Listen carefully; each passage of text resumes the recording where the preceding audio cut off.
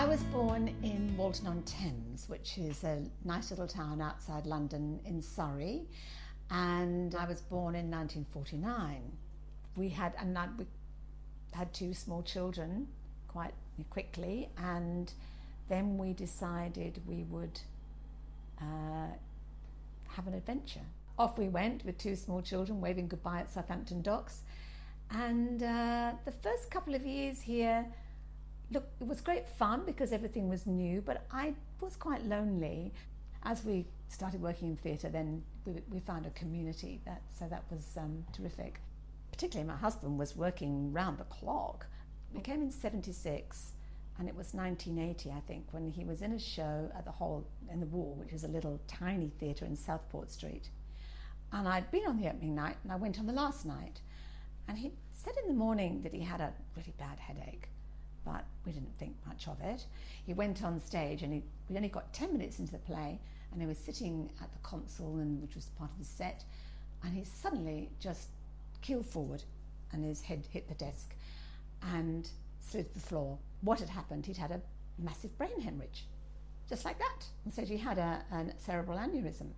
So he was, took him off to Charles Gardner Hospital, and they said to me, don't go home because he won't last the night. But he did. And I remember there was a sign above him saying, this patient must not move or cough and how do you stop someone from doing that? I don't know.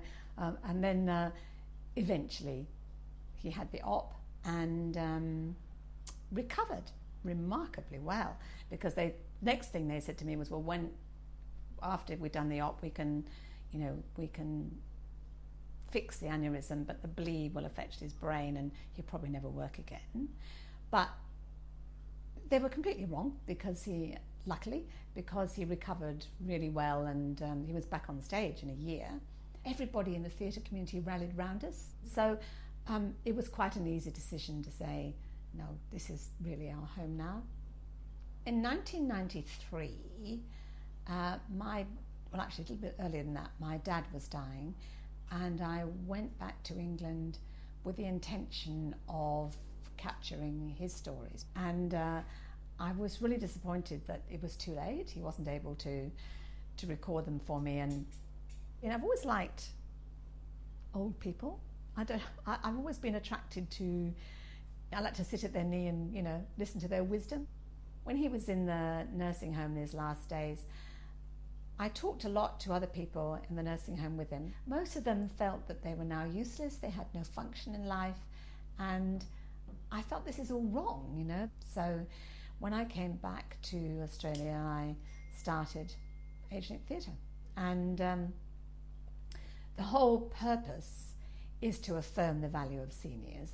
So we started out with a play that I wrote based on memories that I wrote from a particular residence. It was in Cambridge Street in Wembley. In this particular show, A Pocket Full of Memories, we had a gentleman called Lance, who was in his 90s, who had been part of his mother's vaudeville troupe when he was a kid. He sang on stage a song that he sang when he was 8 years old in his mother's troupe, which was the little shirt my mother made for me, which, gosh, there wasn't a dry eye in Forest Place. I tell you, it was so beautiful. But yes, the community shows have been particularly stimulating because they give the people in the community who come to see the show and who are involved with the show a sense of ownership, and that's really lovely. I've been really blessed this year, I have to say, because last year I won the Senior of the Year Champion Senior of the Year award, which was really extraordinary, and it's lovely because you're nominated by your community, and so to feel that your community care about what you do and recognise what you do, especially when you're a migrant and you've made your home here and made it your own community, is really lovely.